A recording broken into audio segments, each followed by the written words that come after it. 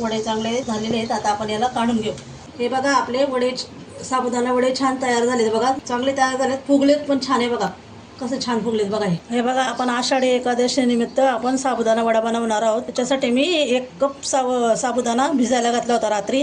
हे बघा असा छान भिजलाय. आता असं छान भिजून द्यायचा. मऊसूत झालाय चांगला आहे बघा. साबुदाणा चांगला भिजला पाहिजे, कडक नाही राहिला पाहिजे. असं आहे बघा. असं दाबल्याबरोबर हे झालं पाहिजे. मग त्याच्यामुळे साबुदाणे चांगले होतात आपले. आता आपण याच्यामध्ये काय काय टाकायचं ते बघूया. तर आपण त्याच्यात टाकायला मिरची कट करून घेतलेली आहे. तुम्ही पाहिजे तर ठेचा करून टाका. आणि हे शेंगदाणे भाजून घेतलेत. आता हे मोठे जाडे कूट करायचं याचं आपल्याला. आता मिक्सरमध्ये जाडे कूट करायचं. चांगले भाजून घ्यायचे शेंगदाणे असे. आणि याचा आता मिक्सरला टाकून आता याचा चांगला जाड कूट करून घ्यायचं. हे बघा आता आपण वड्याचं पीठ तयार करून घेणार आहे, साबुदाणा वड्याचं. त्याच्यामध्ये आता आपण हे मिरची कट केलेली टाकून घेऊया. तुम्ही पाहिजे ठेचा बनवा मिक्सरमध्ये बारीक करून.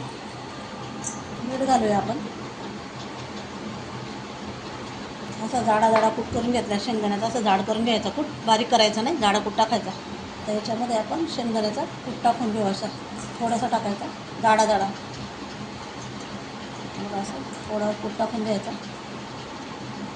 त्याच्यामध्ये टाकायला 1 बटाटा घेतला, 1 बटाटा. एवढ्या साबुदाण्याला 1 बटाटा बरोबर आहे. तर आता बटाटा याच्यामध्ये आपण चांगला फोडून घेऊया. असा फोडून घ्यायचा. असा मोठा बटाटा घेतलेला आहे मी.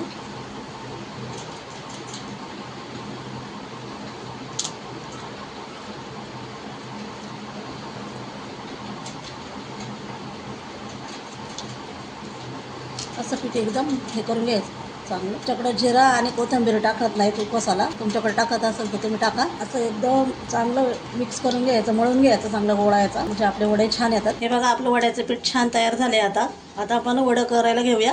गोल गोल वडे बनवायचे, चपटे आणि तळायला घ्यायचे. तुम्ही पण असं नक्की करून बघा. गोळा घ्यायचा, असा एवढासा गोळा घ्यायचा. हे बघा असे बनवायचे वडे. हे बघा असे वडे बनवून घ्यायचे, गोल गोल असे चपटे वडे बनवायचे. आता मी बनवून घेतले. आता आपण तळायला घेऊया. ते बघा कढई ठेवली, कढईत तेल तापायला ठेवले. तेल तापले. आता आपण वडे टाकून घेऊया याच्यामध्ये.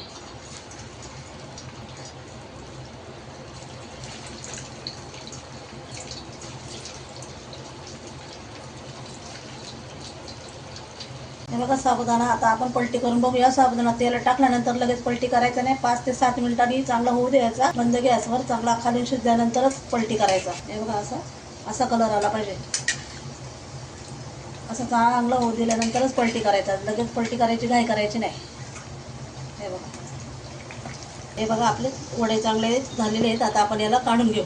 हे बघा आपले वडे, साबुदाणा वडे छान तयार झालेत बघा. चांगले तयार झालेत, फुगलेत पण छान आहे बघा. कसं छान फुगलेत बघा हे. आणि मस्त तळून घ्यायचे, जास्त घाई करायची नाही. चांगले तळून घ्यायचे, मंद गॅसवर. असं कमी गॅस करायचा आणि तळून घ्यायचे. म्हणजे चांगले शिजतात आतमध्ये. साबुदाणा चांगला शिजतात. आता मी तुम्हाला एक तोडून दाखवते बघा. बघा किती छान झाले बघा. हे बघा किती छान शिजलाय. हे बघा मस्त शिजलाय आतमध्ये. तुम्ही पण असेच साबुदाणे वडे करून बघा. रेसिपी आवडली असल्यास चॅनलला लाईक, शेअर, सबस्क्राईब करायला विसरू नका.